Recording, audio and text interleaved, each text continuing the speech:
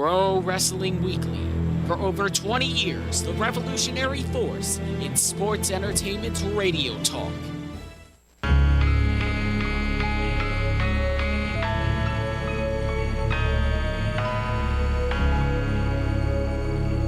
Is cooking. WBCB presents Pro Wrestling Weekly, the longest-running pro wrestling radio talk show in the history of terrestrial radio. And he's obviously Michael Cole. Call in with a question or comment at 215-949-3232 or 888-922-2149. You really do sound like a grizzled old vet. Is that where you were going with there? Yes. To not get you in trouble? Oh, I'll get in trouble at some point. Believe me, I'll do something. Well, to keep you out of trouble in this case, at least. And now, here are your hosts of Pro Wrestling Weekly, Fearon Derry and Lucas DeSangro. Ooh, I'm getting good at this radio thing. Yeah. It only took you 5.5 years. I'm not good at it yet. I'm starting. Yeah. Only slightly. Slowest escalator upward. Shut up!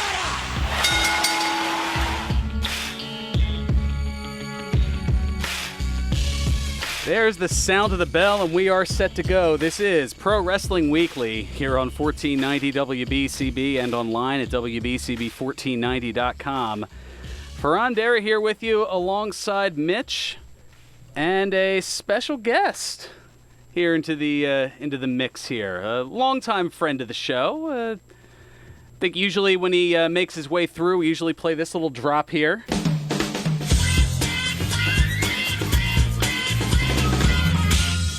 Hi, everybody.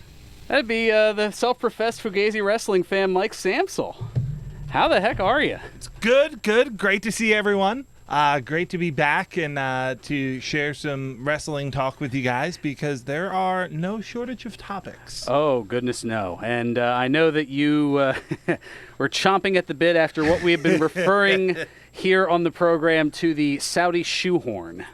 Yeah. Because they shoehorned it into what their original schedule was. As I'm sure you know, NXT TakeOver 25 was originally supposed to be tonight.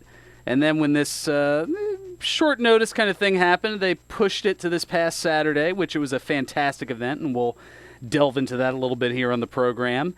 And then, of course, they moved Backlash out and turned it into Stomping Grounds a week later. That's coming up on the 23rd of this month. But also we could get Super Showdown, the Saudi Arabia version. And now, live from Jeddah, Saudi Arabia, WWE Network proudly presents Super Showdown. So proudly presents, they say. Yes. Okay. Oh, boy. Commentary 3. I am going to read to you the headlines from CNN.com yesterday. Oh no! We're going right into that off the chute? Okay, here we go. Saudi Arabia wants to execute another teen. A teen who led protests when he was 10 years old now faces the death penalty. Another young Saudi protester faces execution. Saudi Arabia executed 37 people, crucifying one. Opinion: the chilling message of Saudi executions. Saudi Arabia said they confessed, but court filings show they executed men who protested their innocence. Point already taken that you are not a fan of the business ventures of WWE. We'll put it that way. Could you play that for me again? Do I have to? I'm Yep. kind of worried about where I'm going. All right. I'll land the plane, don't worry. Okay. And now, live from Jeddah, Saudi Arabia, WWE Network proudly presents Super Showdown. Okay. Moving on, maybe? I'm a journalist. My job as a journalist is to present you facts. Those are facts of things that happened with WWE yesterday. You may make your own mind up about it, and we may move on. Gotcha. Yes, this is not the first time we've talked about the facts as you have stated, and I'm not disputing them by any means, but how the facts relate to the business decisions of WWE and how they're rightly ignored or in their minds, rightly ignored by WWE. I love pro wrestling. I am the I've said it before. I'm the self-professed Fugazi wrestling. Fugazi wrestling fan. We've joked about that for years on this show. My goodness. Let me alter that. Uh-oh. I love pro wrestling. I am the self-professed Fugazi sports entertainment fan. Okay. Because what I watched at All Out was amazing. I have been given the opportunity from when I was young. When I was the awkward kid who didn't fit in with anyone and didn't know how to make social contact with anyone, pro wrestling was my bridge into that and the Attitude Era. And that's how I gained a lot of my friends. That's how you and our friendship started, Fearon. Yes. Because we're both awkward, you said there. I want to root for pro wrestling. I want to root for sports entertainment.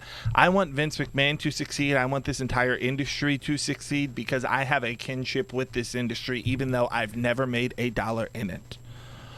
All I ask is don't make pro wrestling difficult to root for, and don't make pro wrestling difficult to defend. Given both the business dealings and the product that has been on air as of late, WWE is both hard to defend and hard to like. Wow, swung for the fences on that. That was You're doing your Jay Bruce impression here. My goodness. I hope it's successfully. Yeah, well, he's had 4 home runs in 4 days. With the Phillies. That he I think has. He's, not too shabby here, but yes, for those who didn't get the chance to watch yet it's been 22 hours since it aired. Spoiler alert. If you don't want to know what happened yesterday, go away. Okay, I guess.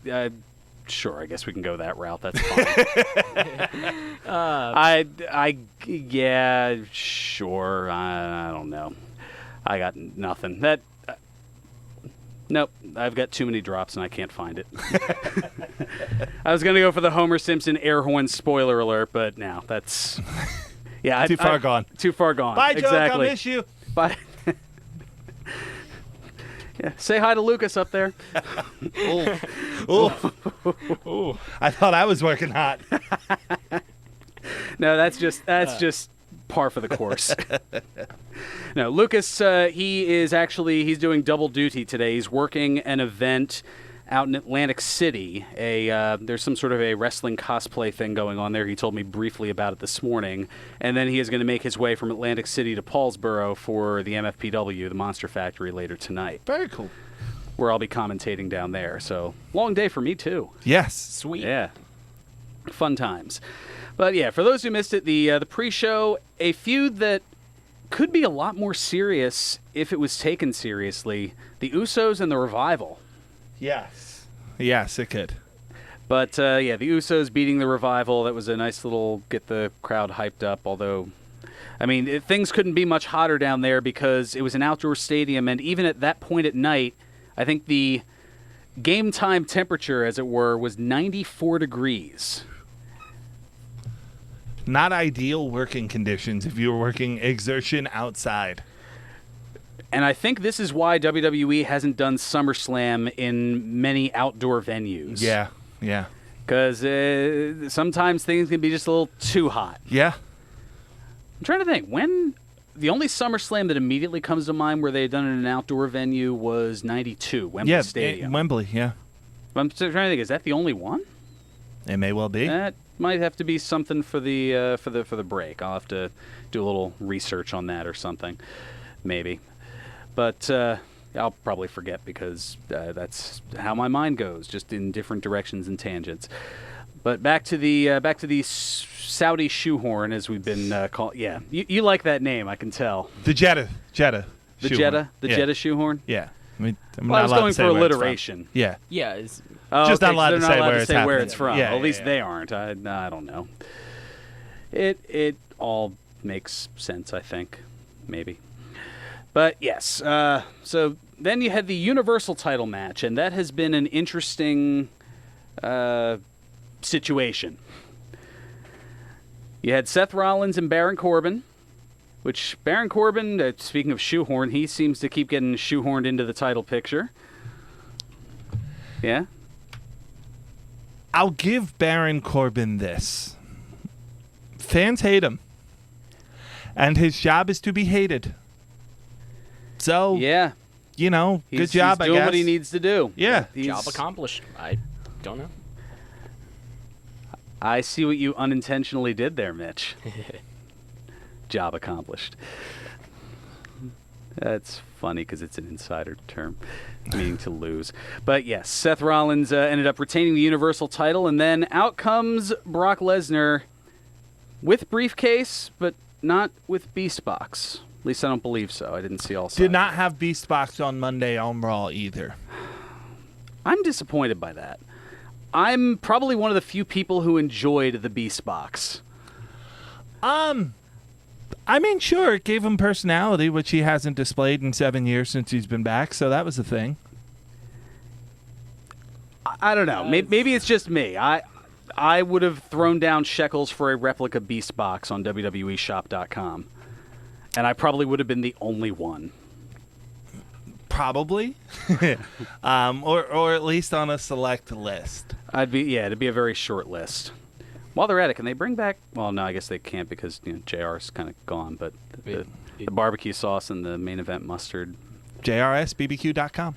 which just links to WWEshop.com. I tried that. Oh. Yeah. Oh, JR. We'll get that squared He's away. working on that, I suppose. I got some Chipotle ketchup up at WrestleMania weekend, so I'm stocked up. Oh, there you go. Well, I think it's that and maybe a couple of other things. That's all they have left. Yeah. But, yeah, so Lesnar goes to cash in, but gets distracted by, of all things, Heyman tripping over the ropes as he enters the ring, and that was enough time for Rollins to kind of go south, and that gave him the ability to get a little bit of revenge on Brock and then get out of Dodge before he recovered. And we still don't have the forced cash-in that management seems to be urging for, which that has me scratching my head a little bit too.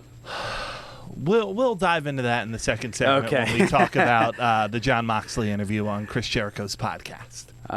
Yes, yeah. There were a couple of snippets from that. I know we talked a little bit about it last week, but got a couple of notable snippets at your request since I knew you were going to be here for this, and so it wasn't a total surprise. As I said before, I'll land the plane. You'll land. We'll tie it all back together. Oh, goodness. I just hope it's not like the 2002 WWE plane ride. No. That infamous one. No. It will be a smooth landing. It'll be a smooth landing. I'm working babyface today, everyone. Oh, okay. Austin babyface, but babyface nonetheless. There has not yet been a Stone Cold salute, but it certainly that first little bit there, I thought there was one a coming. Nope. We'll put it that way. Nope. I'm working babyface. Keeping things good here. All right. Well, going through the rest of the card fairly quickly here, although there's a lot we can dissect from this, and probably will in more detail later. The Demon Finn Balor, which, I don't know, I feel like it was brought out for the special event more so than any kind of that's usually like deep into a feud. Yeah. I still enjoy Finn Balor. I think he's one of the few bright spots on the card. I would just like to see like a different moveset or a different intensity, something that kind of differentiates Finn Balor from the Demon. From the Demon Finn Balor, other than just the fact that he wears paint and does the same moves. I would like some separation there, and I'm sure Finn probably would as well. Yeah. But I think that also delves into the upcoming point that you've got. Likely. And then a shocker to which you had texted me in numerous capital letters. Yep. Shane McMahon getting the upset. Well, not really an upset because he is, after all, the best in the world. Defeating Roman Reigns. This was amazing. Have you seen anyone since he's gone to a single that has dominated Roman Reigns the way Shane McMahon did yesterday? Literally anyone. No one. And I know there was some distractions in there and some, some foul your play. boy Drew McIntyre. Yes. Yep. But even when Drew wasn't involved, Shane had the upper hand a great majority of that match. If you go back and look over the history of Mr. Reigns' career, I think you will be hard-pressed to find a completely dominant loss that he's faced more than that. I mean, he even defeated leukemia. He did. Roman doesn't do jobs. No. But, well, it's the boss's son. Yeah. And, I think we're going to make this a tale of two halves here. So we'll go with this last little bit here. The apparently, well, at least the way that it looked like on camera, the apparently good guy of Lars Sullivan and those pesky, evil triad of Lucha House Party. At least that's the way it looked based on the way the handicap match worked. The fact that, okay, Lars is this dominant monster, and they can't handle him one at a time, so they all go after him, and for about 2 seconds do so, and next thing you know, disqualification, ring the bell. That struck me as a little strange. It was a unique presentation that was chosen to be given, as that entire program is, because if you are aware of the things that Lars Sullivan have been going through online, and if you're not aware, Google it, because I have to work babyface today. Google that, and then you will understand the curious decision that consisted of, I've got it! Lucha House Party! It was a strange decision. Yeah, well, we've traveled lightly along that path, in that his noted when he was back in bodybuilding forums and things back in the early part of the decade. I'll work the heel part of this, or at least I'll work tweener on this. He had some rather disparaging remarks to various minor groups or minority groups throughout society. Yes. And one of them happened to be kind of in the same realm as where Lucha House Party originates. Yes, it was just a really curious booking decision. And then yesterday, the way it was presented, if you're familiar with wrestling psychology, and I know we sound like smarks here, and whatever, get over it. The psychology in which Lars Sullivan was presented and Lucha House Party was presented it seemed like a role reversal. It was interesting, yes. It seemed like the Lucha House Party were the bad guys when they were supposed to be the good guys, and vice versa. Mm-hmm. And that's what certainly made it interesting. Who won the Alexa Bliss-Natalya match? We're going there too, huh? I didn't see it. I was wondering if I'd missed it or if it was on the. Nope, you didn't miss it. It didn't. It didn't happen at the request of the powers that be in charge of the event itself. Wink, wink. It didn't even happen? No, and that's, well, we'll talk more. I'll get you in the loop on that, Mitch, over the break here. Okay. Yeah, that's not a bad idea. But we're going to take care of that. We're going to get a look at the local scene on the other side, courtesy of Ed from Northeast Philly, and we'll. And I believe I'm going to be escorted out, actually. You might be escorted from the building. Who knows? We'll see here. See if I can get my good friend Kate, to be able to do so here. Yeah, that reference is broken. All right, we'll be back here on Pro Wrestling Weekly on 1490 WBCB and online at WBCB1490.com. You won't see termites crawling across your floor, but thousands might be devouring the wood in your walls, weakening the structure of your home. For over 50 years, Termite Proofing and Pest Control of the Delaware Valley has been in the exterminating business. If you think you have a pest problem, they're the experts. Call them today at 215-639-5455. That's 215-639-5455 for TPPC. Termite Proofing and Pest Control of the Delaware Valley gives your home or business peace of mind, knowing your pest problem is in their hands. Located at 1560 Bristol Pike in Bensalem, they use only EPA-approved material applied by licensed technicians. Call Termite Proofing and Pest Control of the Delaware Valley at 215-639-5455. Hi, this is Dr. Lee Piccarello inviting you to tune in every Friday morning at 8 a.m. to The Head Game, a must-listen show for athletes and coaches of all levels and ages. Mindful Athlete Training in Newtown, Pennsylvania is a mental circuit training program that prepares the athletes to perform at the highest level of today's game. Athletes get into the zone faster and stay there longer. Tune in every Friday morning at 8 a.m. right here on WBCB 1490 AM and throughout the world at WBCB1490.com. If you think making false threats is a joke, think again. Any communication threatening students, teachers, and staff at schools or public places is a federal crime that could lock people behind prison doors for up to 5 years.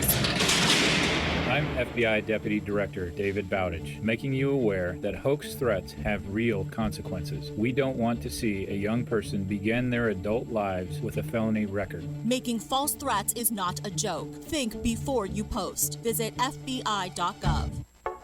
What should I wear? Should I take the highway or go through town? Do I pick up the kids early today? The average adult makes thousands of decisions a day. Most are small, but some could be life-changing. Before you get behind the wheel, impaired by drugs or alcohol, make the right decision. Decide to call a friend. Decide to call a cab. Decide to download a rideshare app. But don't decide to drive.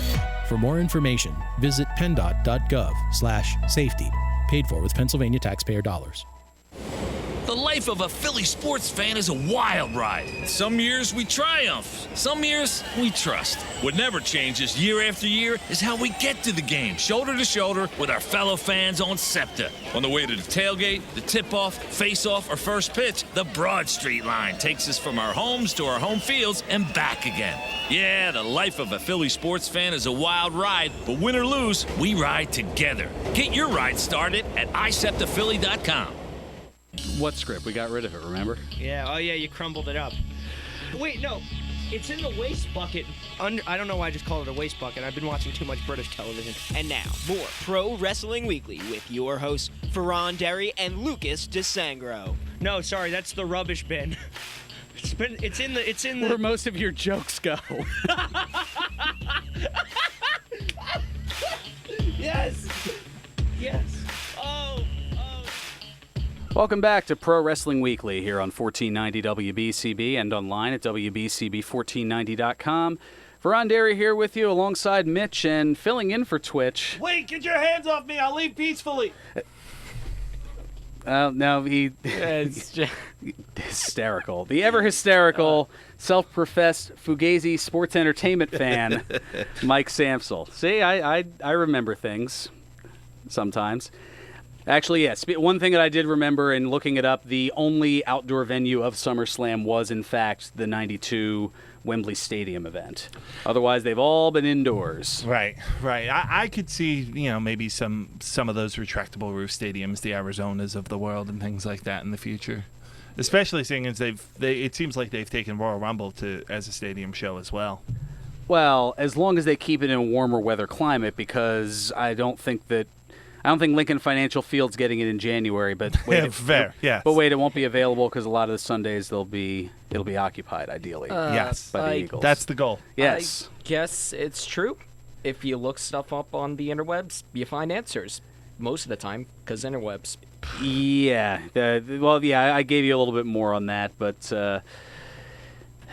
yeah, you had pointed out something to me that actually just came to surface over the course of the past hour, which is not exactly news in wrestling circles regarding Marty Jannetty and his past demons, but the fact that he is kind of issuing some self-concern about it, that is, I guess an admission being the first step to recovery sort of thing. And we'll delve more into that as this is kind of breaking, so we'll save that for next week, whatever develops from it here, just because this is new as of a few minutes ago, so I don't really have a lot to... apparently, Mike, are you absorbing some of that now? Yeah. Yep, he is. All right, well, holy cow. Okay, so that means it's super dark, and we're definitely going to read through, filter for air, and then get it going next week here. Looking at the rest of the Saudi Shoehorn card... Yeah, we are definitely moving on from that. Yeah, we are. Yep. So then Run. you had... Run, exactly. So then you had the main event for 2009, Randy Orton and Triple H. And kudos to them for going in the longest, well, okay, not kind of the Battle Royal, but the longest match of the night. And Triple H with another motorcycle entrance. How cool was that? Well, it was cool to the new location. Yeah. That's my biggest regret of having gone to WrestleMania, is we didn't get to hear Michael Cole yell out, "How cool was that?" in the Triple H entrance. I'm going to have to go back and snip at that. Oh, have you not heard that? Or have you just... I will admit that there was, because this was late yesterday evening, that I didn't quite go beginning to end, and there were a couple of hit that, the double triangle button on the right side. Yeah. I gotta look that up. There we go. Okay. Sidekick assignment, like it. Or second banana assignment, or third banana assignment, since second banana isn't here. Yeah, second banana is. Yeah, second banana in presence. I don't know. I don't know how these rankings work. I just make it up as I go along. And Mike is just letting me just tread water with an amble tied to my ankle. That's thank you so much. Yeah. So then, you've got two men the size of ambles who went against each other next in Braun Strowman and Bobby Lashley. It was a segue. Yeah. It wasn't a great one, I'll admit it. But No, it was it's a all segue. good. No, I was not laughing at that. Okay. I was more laughing at just the concept of Braun Strowman and Bobby Lashley. Well, it's big men, larger than life characters and all. Think about how hard it is to make someone the size of a Braun Strowman a proper over babyface. And think about how long that took to do. And then Roman wins at SummerSlam. Wabadu, Roman Reigns is the champion at the time. Fast forward 5 months, Braun Strowman is feuding with Colin Joust. They bottled that one quickly with Braun. Yeah. Well, 7 months. Yeah. It wasn't quite that snap decision, but it was up It was there. a long trip down. The heel turn was. Yeah, it has been a long trip down, that's for sure. Kofi Kingston beating Dolph Ziggler to retain the WWE Championship. And the potential story to drive to either TV or Stomping Ground was that because the little buddy on the outside was assisting in keeping Kofi as the champion. Xavier Woods. Oh, okay. Yeah, that little buddy. I can't say that. No.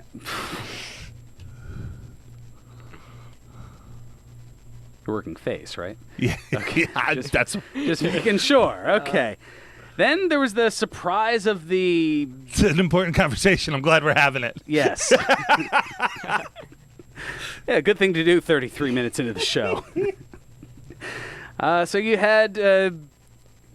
I almost felt like that moment in Happy Gilmore where Vern Lundquist, the play-by-play commentator... in the whole golf thing in the movie, he basically goes, "Who the heck is Happy Gilmore?" That's what I was thinking at the very end. Mansoor? Isn't he the guy who came out dressed as the half man, half steer? No, that was Mantar from back in '95. Awkward. Yeah, little bit. But, I mean, he's from Saudi Arabia. It was a nice little hometown. I mean, I think it was really well done. It was just, who knew of this person prior to this event? I agree. I actually thought the execution for the local audience was brilliant. Yeah, it's just, it looked just like for a everybody really else cool moment. Yeah, Yeah, for everybody else, it's like, who is this guy? I mean, now maybe they can do a little bit more with that and introduce him, but it just, for those of us, if this was anywhere else, he wouldn't be getting a sniff of it. No. Just who's a what's it? Yeah, and it's I And if they do build something off of it, cool. It seems like he could be a really, a really unique. He has a really unique babyface story, and he could be that kind of underdog. And if you introduce him, then cool. But if you just did this and you're going to send him right back down to the bottom of the card at NXT, then it's maybe wasted television time. Well, and here's where I think there can be intrigue, because for decades, people from various lands outside of the United States have, by default, been the bad guy. And I, for a rare change, would like to see, I'd be intrigued by seeing somebody from that locale being depicted in a positive light. Yeah, I think you're seeing it a lot with Ali. Yeah. Yeah, I think you are seeing it a lot with Ali. But yes, I agree. I think that would be a nice change, a really nice welcome change. I mean, gone are the days. I mean, as much as we love Sheiky Baby, Iron Sheik, this isn't 1985. This isn't, the whole Russia #1, Iran #1, USA. We're past those days. We did that in 2016 with Rusev. Wait, did I miss a Sheik comeback? No. Just the whole Russia #1 thing. Well, depending on if he's face or heel, Rusev is either Bulgarian or Russian. Oh, is that how this works? Yes. Okay. And finally, and I feel like we should dedicate more time to this, but we've already just plowed through a good portion of the show on this here. The main event. Ooh, boy. Yeah, the Undertaker and Goldberg. This is your 1998 main event in 2019. I never want to see either of them in the ring again. It's just done. And that's okay. It's allowed to be done. It's allowed to be over. That is perfectly okay. What happened yesterday, I still think, because they're so good, will not ruin or tarnish the legacies of neither Goldberg nor The Undertaker. But it's over, and that's okay. Because what happened yesterday was one of the most incredibly dangerous things WWE has ever put in a ring. And they used to have Jeff Hardy jump off of all of the things. Just letting that one soak in. Just needed a second on that. Yeah, I guess it harkens in a way to real sports where you see a beloved athlete hang on longer than they should. Yesterday was Willie Mays falling out of the batter's box. It was, what are some of the great other ones? I know the Willie Mays, it was Chase Utley in a Dodgers uniform. It shouldn't have happened. It was Ryan Howard in a Braves uniform. I forgot that was a thing. Yeah. It didn't need to happen. It shouldn't have happened. It was Deion Sanders in a Ravens uniform.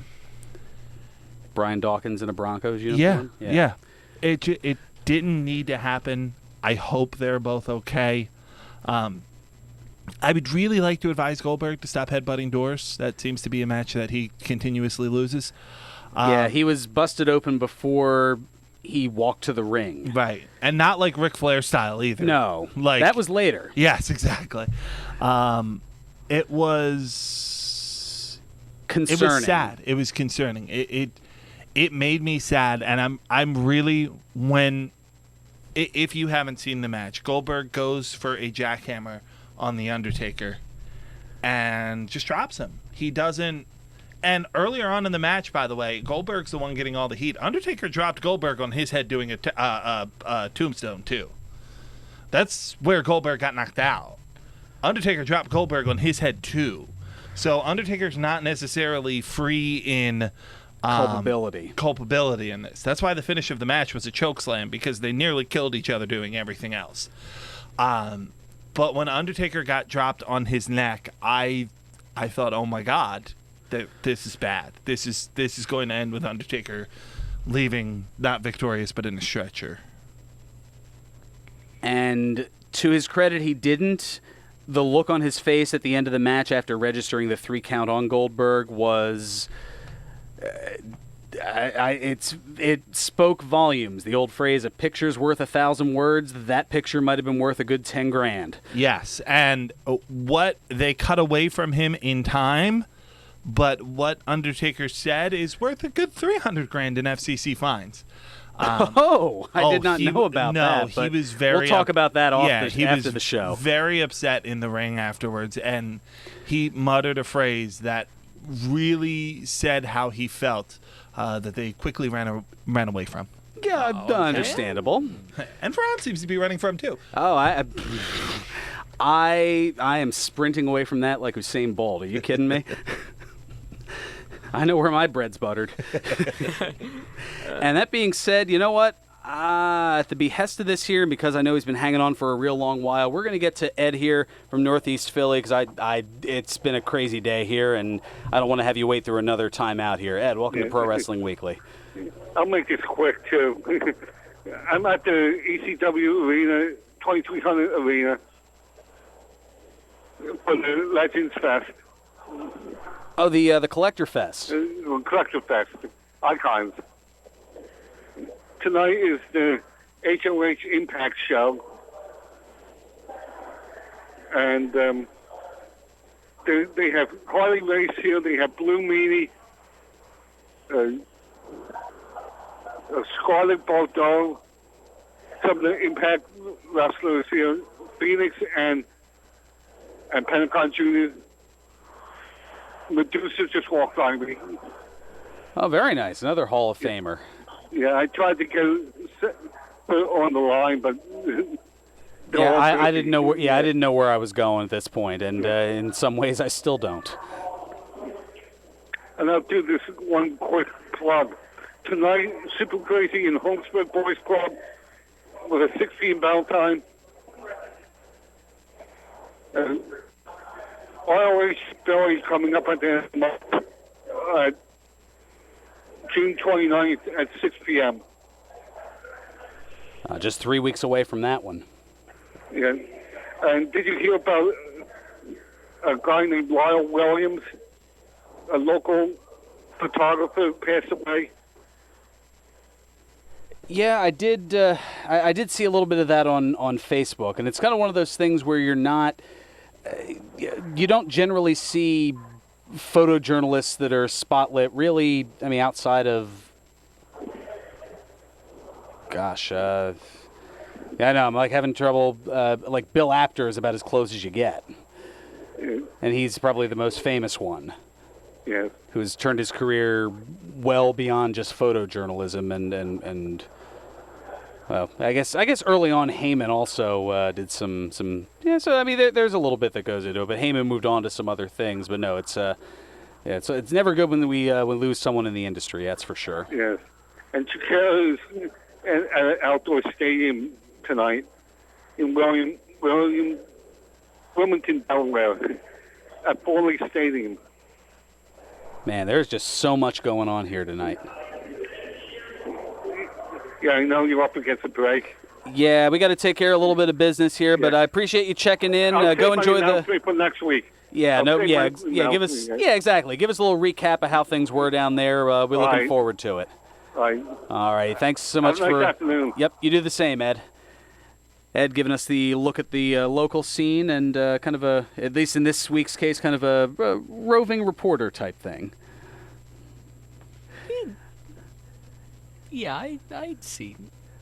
All right, we're going to go ahead and take care of our second bit of time out here. We're going to get to another, well, we'll see if we can get to another point here that might make Under the Collar a little hotter than it already has been here. My goodness.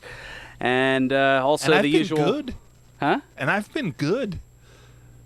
Yeah, I know. Imagine if you weren't. This would be the last Pro Wrestling Weekly here on 1490 WBCB and online at WBCB1490.com. Here's another What's It Worth Antique Minute. Limoges has been a very popular hard-paced porcelain for centuries and is still found in many homes today. But is Limoges a city in France or the name of a specific porcelain manufacturer? Surprising as it is to many, Limoges refers to the city of Limoges, France, where porcelain and china have been produced by literally hundreds of factories in and around Limoges since the 1700s.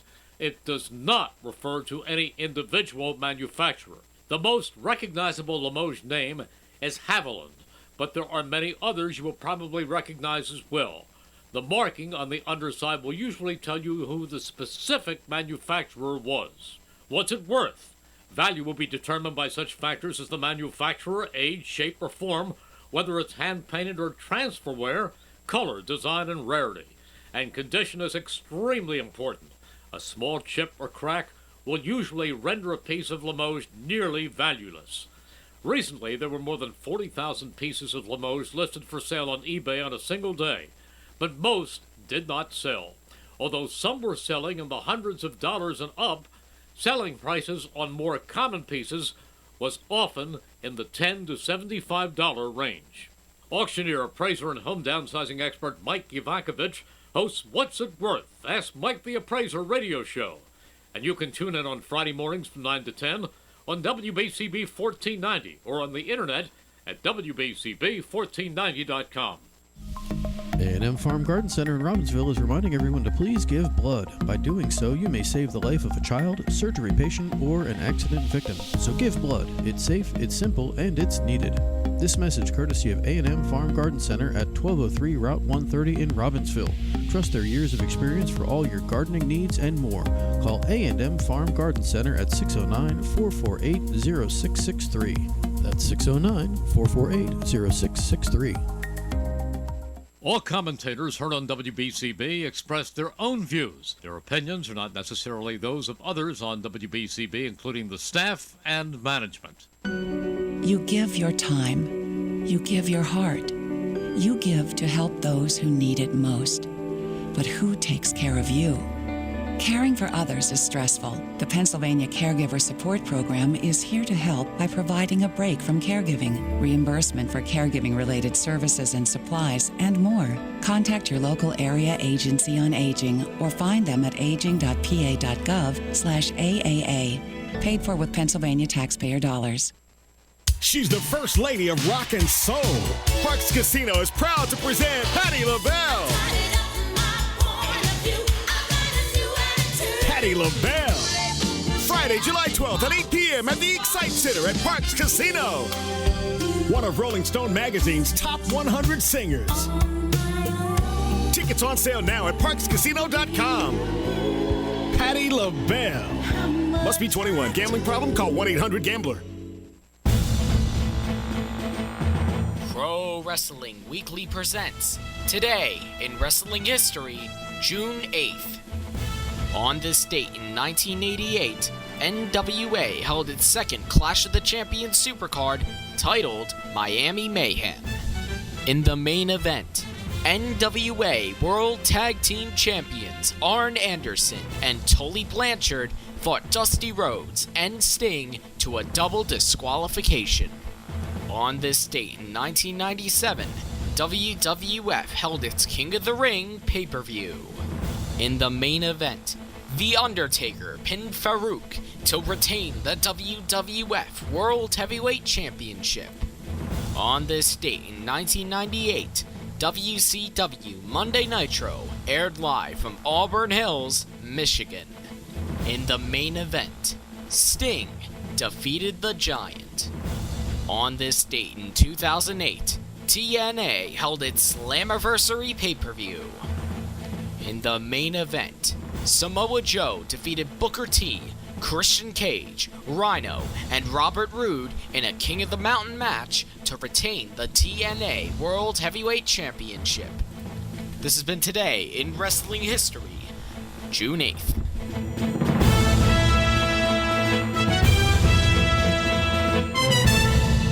Welcome back to Pro Wrestling Weekly here on 1490 WBCB and online at WBCB1490.com.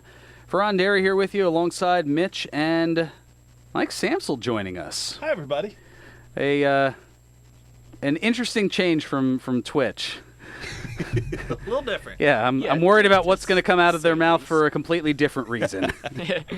I've been fine. You have You have been a lot better than I thought you were going to be, but that still has left me sweating bullets. I know. Man, and why'd there's a you small bring me part in? of, and there's ratings. I don't know.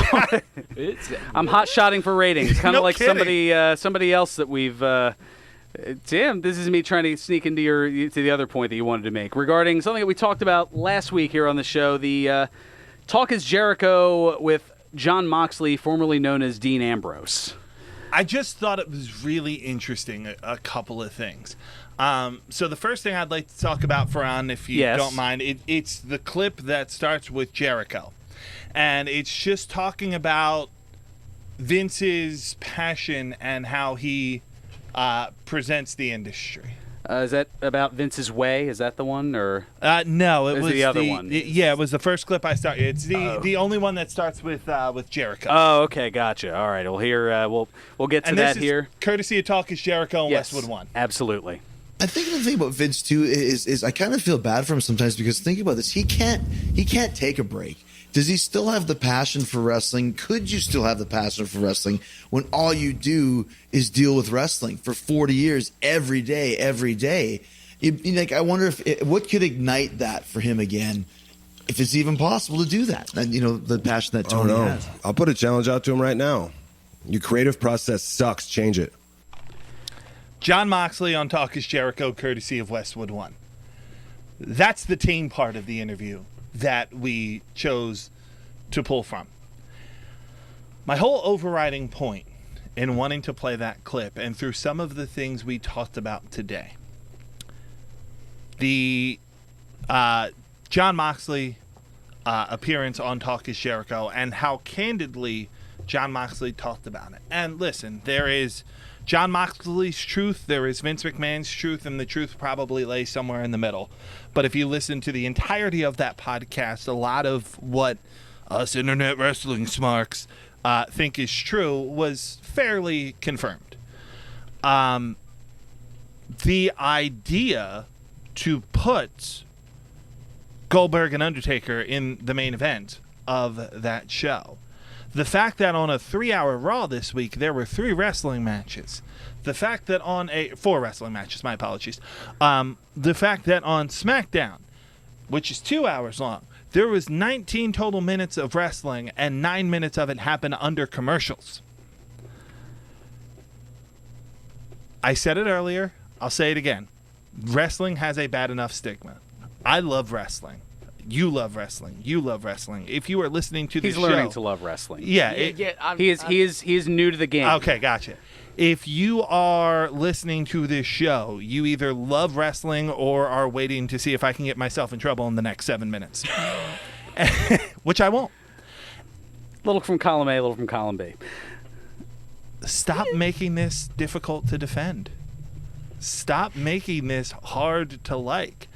I don't want to hate watch Raw. I don't want to be so disgusted with what's on my television that I have to change the channel.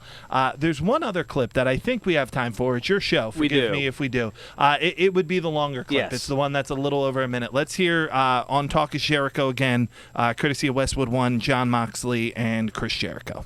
One thing that I want to do is because, if I have something to prove, it's that I want to prove that your creative process, the WWE's creative process, sucks.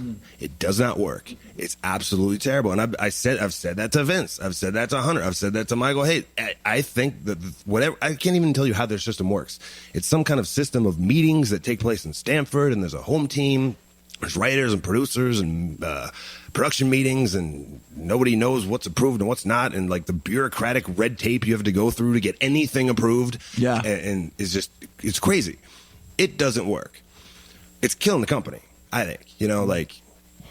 And I think Vince is the problem, and not so much Vince, but Vince and whatever the structure that he built around himself, probably starting in I'd imagine 2002. After the sale of WCW. Right. And he started building this infrastructure around himself, this team of writers and whatever, and producers, and however he does it. And this is how WWE is, and this is what the product is. The product sucks. Great talent. Amazing talent. So, yeah, you get the idea.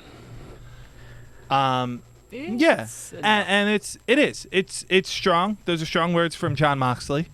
But I think to me it gets the point across of we're all kind of feeling this angst, and a lot of AEW fans are just frustrated WWE fans, honestly.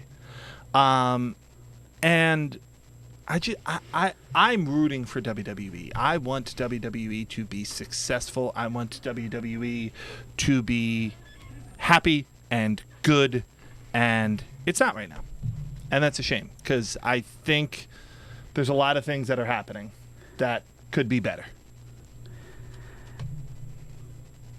It's hard-pressed to disagree. I mean, there are a lot of good things. Look at NXT TakeOver, for example. Brilliant. That was a great show last Saturday night, start to finish. Brilliant. Brilliantly constructed, brilliantly executed. It reminds you why we all love pro wrestling. All Out was one of those things that reminded you why you love wrestling. Double or Nothing? Double or Nothing. I'm yeah, sorry. All Out's coming out. You're My bad. Getting ahead of yourself. Yeah, right. August 31st. I'm already marking out for it, man. Yeah. I want to like WWE. So if anything comes out of this show, let it be for my plea to Vince McMahon. Let me like your product. Give me something to root for. Whether it's dodgy business dealings, a dodgy creative process, putting Goldberg and Undertaker in the ring, no matter what it is. In their 50s. In their 50s. Let me root for your product. I want pro wrestling. I want sports entertainment. I want all of it to be healthy. I want to be excited about the fact that we went to WrestleMania this year. I want to be excited about the fact that we're stuck with tickets for Extreme Rules, that there's no chance we're going to be able to offload, so we got to go. Check, please. Yeah. I don't want to have to defend being a wrestling fan. And if you are anti-wrestling, and in the Attitude Era, I guess you could say a lot of people had to deal with this too. But in the Attitude Era, you had to deal with a very different set of circumstances. With what's going on now in the WWE, particularly in some of the dealings in Saudi Arabia, you now have to defend being a pro wrestling fan from a human rights perspective. That's dangerous. I'm gritting my teeth just at the thought of it. So we're going to lighten things up here with a little segment to close out here that we usually... why you have me?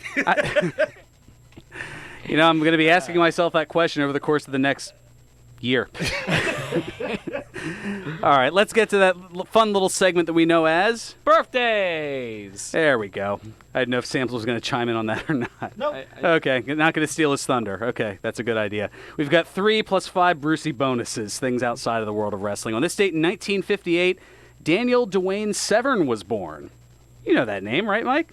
The Beast? Yeah, former 2-time NWA World Heavyweight Champion, UFC Hall of Famer, and the first man to compete in UFC and the World Wrestling Federation at the same time, known as Dan the Beast Severn. He's 61 today. He's one of those interesting guys that has looked 61 since he was 35 in the WWE. Like, he probably looks the exact same today as he did back then. On this date in 1961, Chris Chavis was born, the Slammy Award-winning WWF and WWE superstar and alumnus of the Monster Factory, known as the Native American Tatanka. He turns 58 today. And on this date in 1978, Maria Menounos was born, the WWE ambassador, interviewer, and even wrestler at WrestleMania 28. She turns 41 today. Now these are always fun, going outside the board, off the board, or as it were. The Brucey bonuses, things outside of the world of wrestling. On this date in 1927, Jerry Stiller was born, the longtime comedian and actor from Seinfeld and The King of Queens. He turns 92 today. Good for him. He's another one who's looked like he's 92 since I was going to say the exactly. 1960s. I'm trying to go with that process of aging myself. I've looked 40 since about good last 10 years. Exactly. On this date in 1940, Nancy Sinatra was born, the actress and singer known for her hit song These Boots Are Made for Walkin'. She turns 79 today. Forgive me if this is an ill-informed question as we're coming down the stretch here. Does she have any relation to Frank, or is that she is his daughter? His daughter, okay. I was actually thinking of that myself. Yeah, they are related. On this date in 1951, Bonnie Tyler, the Welsh singer known for her hits Total Eclipse of the Heart and Holding Out for a Hero, she turns 68 today. Bangers, both of them. Come at me. Yeah. On this date in 1958, Keenan Ivory Wayans Sr. was born, the actor and comedian known for hosting and creating the sketch comedy In Living Color and director of the spoof horror comedy film Scary Movie. He turned 61 today. None of those would work in 2019. Nope. No. And on this date in 1977, Kanye West, the controversial 21-time Grammy Award-winning rapper and fashion designer, he turns 42 today. That's going to do it for us here. Thanks for joining us, Mike. Play us out, Nutsy. 1 o'clock in all's well. Serving you better than ever before. This is 1490